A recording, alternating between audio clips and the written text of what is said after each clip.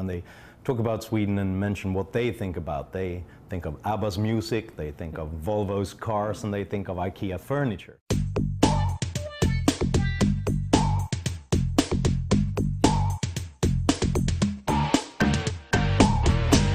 Hi, I'm Michael Moynihan with Reason TV, and today we're talking to Swedish author Johan Norberg, author of In Defense of Global Capitalism, and a senior fellow at the Cato Institute. Johan, we want to talk about Sweden today, and let's just begin with the misperceptions about Sweden. Polly Toynbee from the left-wing newspaper in England, The Guardian, said Sweden is the most successful society that the world has ever known. You, I suspect, disagree with that. Can you tell us why that's wrong? The problem is that this is an ancient leftist myth about this utopian paradise of Sweden, where all the social problems have been solved and it's possible to have high growth even though we have high taxes. To understand the Swedish model of taxation and so on, you also have to understand that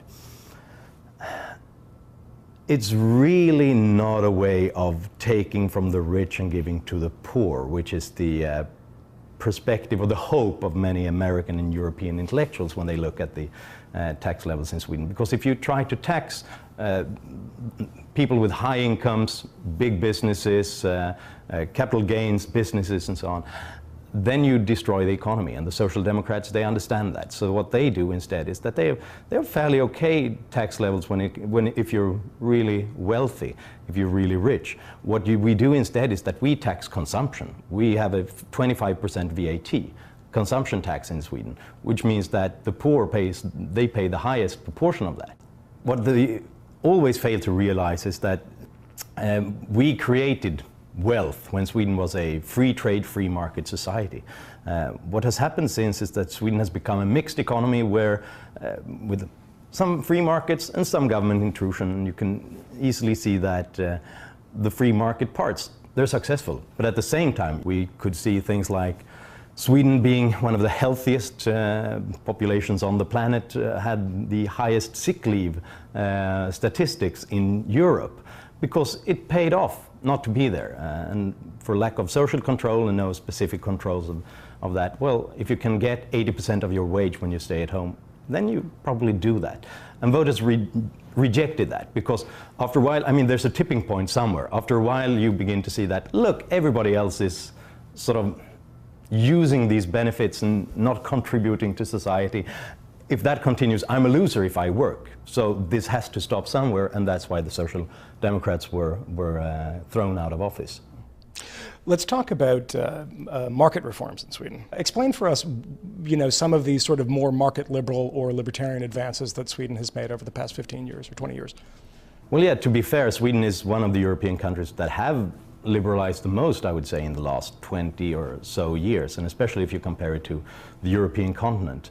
One of the reasons was that we had a very problematic, destructive economic crisis in the early 1990s, because the old policies really failed and education didn't pay off, businesses weren't doing quite well. So we had a center-right government. They began to really liberalize product markets.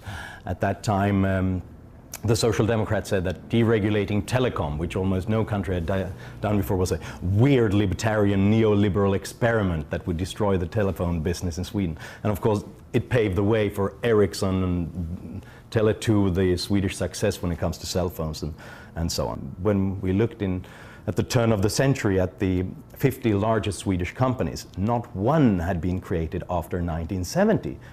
I mean, these are the old companies that were produced during Sweden's laissez-faire period, when Sweden was the most open to businesses, and then they've been kept in place. Let's talk a bit about healthcare. What would you tell an American who knew very little about the Swedish healthcare system? Well, first of all, I would really look at the broader picture. Where does the healthcare technologies come from that the Swedish hospitals use? Where do the drugs and the medicines come from? Well, all of it is really invented, implemented in the American competitive healthcare system. So in effect, what we're doing is that we're free riding on the entrepreneurship that goes on in the competition that goes on in the American healthcare system. So whatever you do, and whatever the consequences for Americans, I'm not the one to really have a strong opinion on that. Please, please, please don't introduce any sort of single payer or government-mandated healthcare system here, because in that case it would be disastrous for all the rest of us who parasite upon the invention that goes on here. You have to somehow ration healthcare. The demand is unlimited, the resources are limited. So either you have to ration it with prices and making sure that people pay for it themselves and think about what they want to have covered, or you ration it with waiting lines. I mean, if you have a condition in Sweden, it could be serious conditions. We have stories about that in the media all the time. People have a brain tumor and get the response that, yeah, just wait in line until we have the machinery and the doctors ready for you. Thanks for joining us, Johan. For Reason TV, I'm Michael Moynihan.